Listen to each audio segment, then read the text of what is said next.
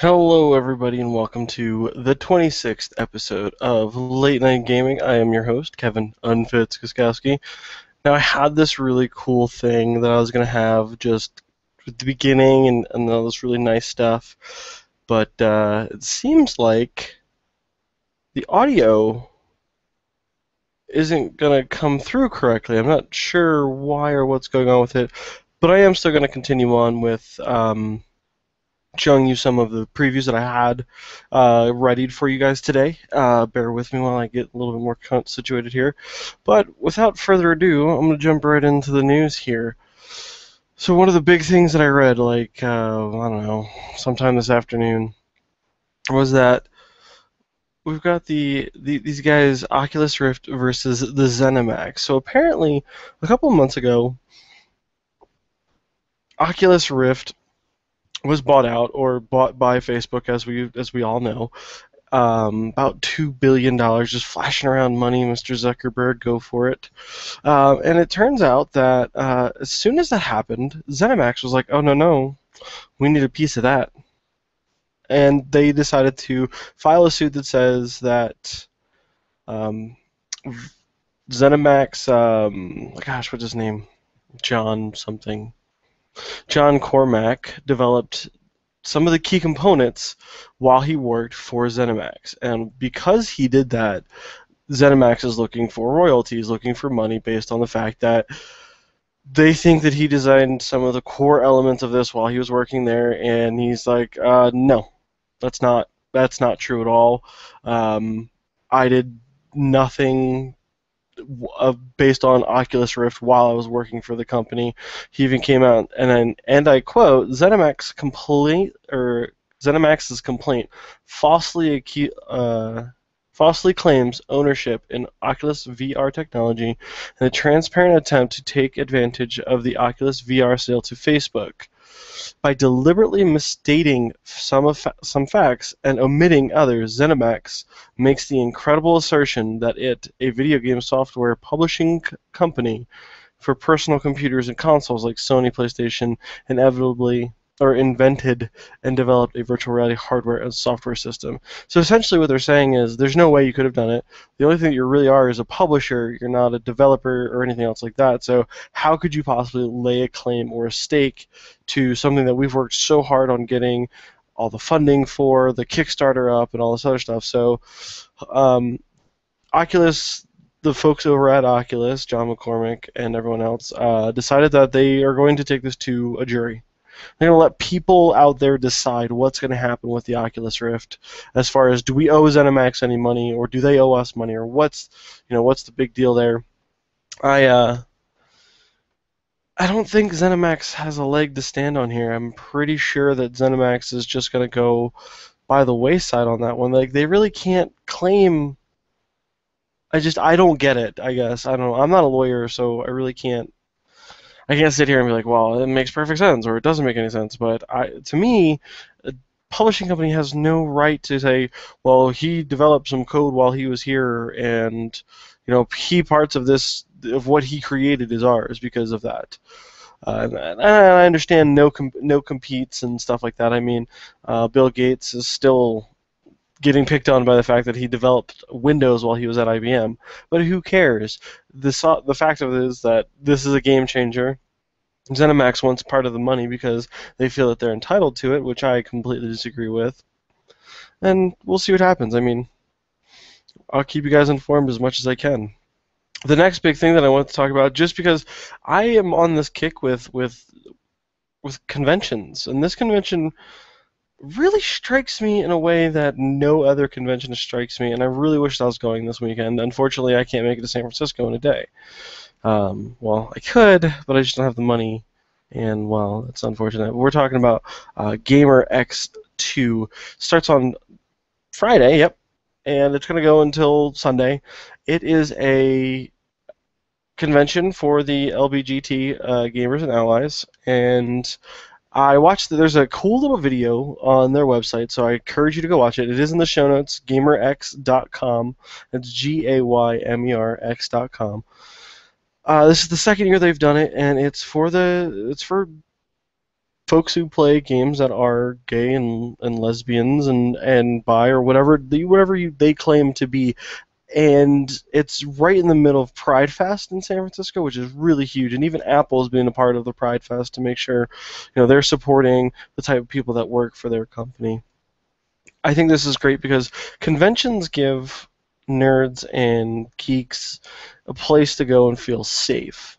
And it's even those places, the nerds and geeks that go there, um, sometimes if they're gay or if they're lesbian or if they're bi or whatever it might be, you kind of have, even at the bigger conventions like Comic Con, you don't get as much slack, I would say, or as much acceptance because, oh, you're a lesbian or you're gay, or you know most guys I've seen, unfortunately, who are gay who play video games get treated like women, and that's just unfair because women shouldn't even be subjected poorly to whatever else is out there. I mean, we should all come together on a common ground. We all love video games. I do this every week, and I literally probably have about 5 or 50 views a week, and I do it because I love it. I do it because I want to talk to people about it. I want to get involved with people about it, and going to conventions is the best way. And especially if you're the minority of the minority and you are gay or lesbian, and now you have a place to go. I mean, it's open to all. You don't obviously they're not going to check your gay card because there's no such thing, but it's open to all, and it's highly encouraged to go because you never know what type of connections you'll make with people, what type of friends you can make in the future, and it's definitely worth it because I tell you what, I've learned a lot from a lot of my really close friends who is gay. One of my good friends, Raleigh, he has taught me a lot about myself in the 2 years that I've known him, and he's a great guy, and I miss him terribly. He's out in Vegas. Big shout out to Mr. Raleigh out there. Hello. But that is it for the news tonight. So I hope this works the way I want to. If it doesn't, I hope, like I said, I hope this works the way I want it to. So I'm going to play for you guys the first trailer of the first game that I'm going to talk about tonight. And that is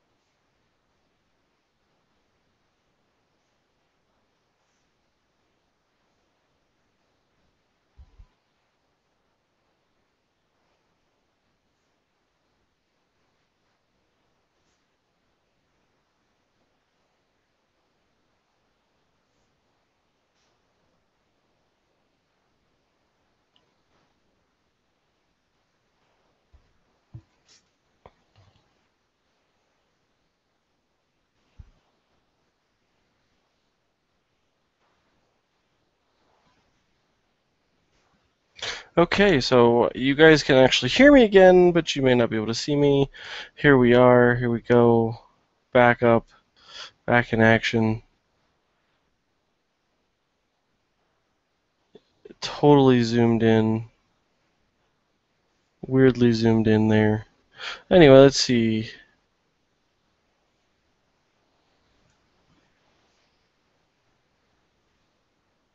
This is really bad. This is exactly what you don't want to have happen in a live broadcast because it's just not fun trying to get everything back together. Anyway, like I was saying, the first game that I had up on the docket here is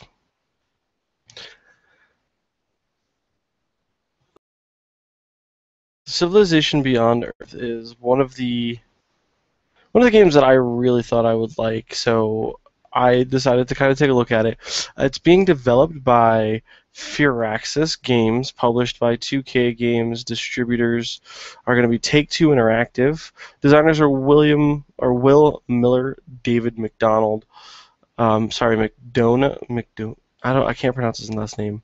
It's a spiritual successor to Alpha Centauri Beyond Earth, and it shares much of the game's development team from the old uh, Alpha Centauri, as well as many concepts which were introduced in the '99 title. The game is setting in a unique civilization where it's in the future as opposed to into the past. In the future, you're going to, instead of picking what era, or I'm sorry, what civilization you want to have kind of develop everything, you are developing you are backed by a civilization, quote unquote. So it's not like an ancient civilization, it's going to be a future civilization. Whether that means it's going to be Russians, or it's going to be the Chinese, or the Qin dynasty, or whatever, what have you. It's going to be one of those types of things, and we're definitely along for the ride, really, as soon as, once they decide that's where they're going to go with it, and how they're going to take that. So we'll see what's going on there, and we'll see how everything plays out with that as well.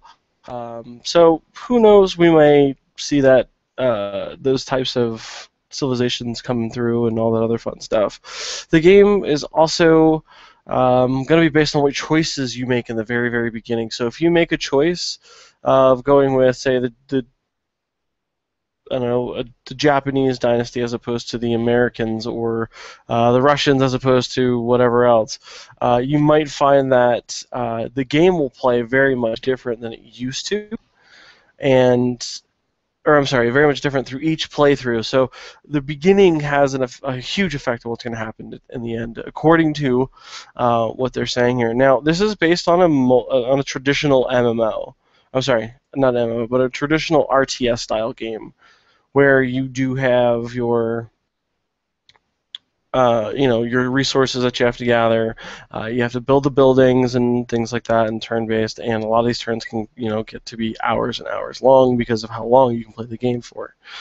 I am not terribly excited about doing RTS style games. They never really have excited me. They're not something that I find myself wanting to do all the time as soon as I can get my hands on them. Um, I don't really want to do them all the time. I just kind of want to, throw one down every once in a while. But like I said, what I'm going to do is I'm going to try and play this for you. There might not be any volume, so if there's not, please let me know, and hopefully it works out. I tried to test this, but I don't know if it tested right, so without further ado, here is the Civilization Beyond Earth trailer.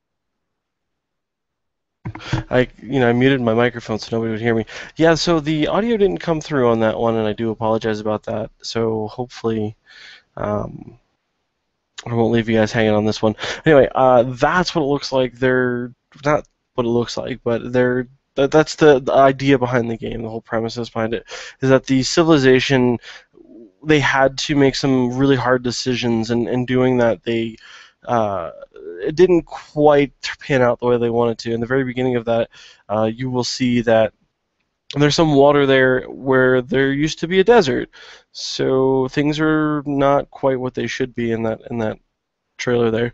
So the next trailer I'm going to show you guys here, and I'm going to actually talk through this one a little bit, just because, well, one, there's no audio, and two, I think this is just a beautiful, beautiful trailer. So the game that we're going to talk about afterwards is Ori and the Blind Forest. It's one of my more anticipated games this year. I was really, really excited for Titanfall. I got to see that. I got to play that. I got to have fun with that. So we'll see about that. So we're going to go ahead and play the Ori and the Blind.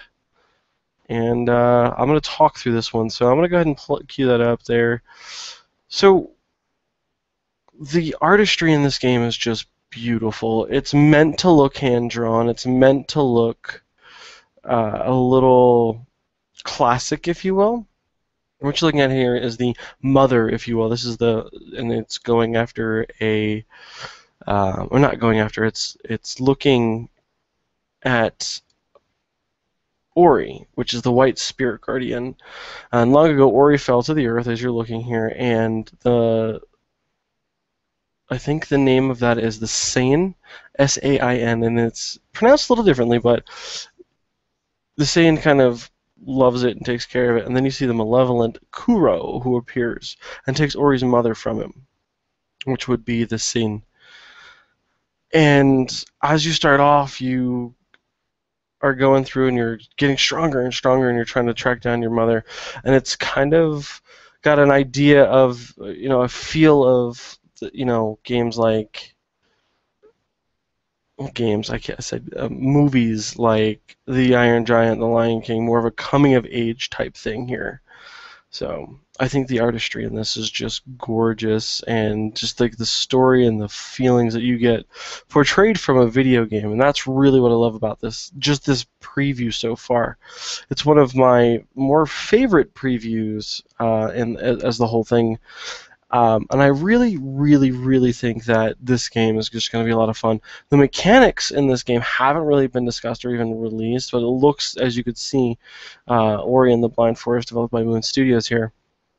If you look, and as you can see, those types of mechanics were like double jumping and triple jumping and things like that.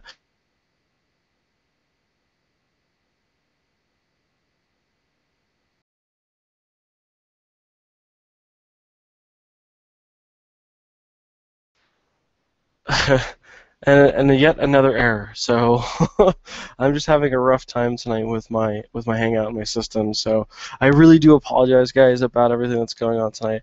Like I said, I'm trying something new, and a lot of the bugs are getting worked out. So please bear with me on this all. But like I was saying, Ori and then the Blind Forest looks like a fantastically drawn game. The artistry is beautiful. The emotion portrayed behind the main character Ori, which was that little white spirit thing that you saw in the very beginning of the preview. Just that whole love between them, the whole Jungle Book, more or less, where the little boy gets taken in by the bear and learns how to live in the jungle, while Sain, and I hope I'm saying that right, it's S-E-I-N, and the pronunciation is S-A-I-N, where it's like Bane. So I'm saying Sain. So anyways, I'm hoping that this game really keeps true to that portrayal of heavy emotion playing in with that really, really rich environment. And based off of those two, I think this game has a real good contender for a Game of the Year type situation going on there.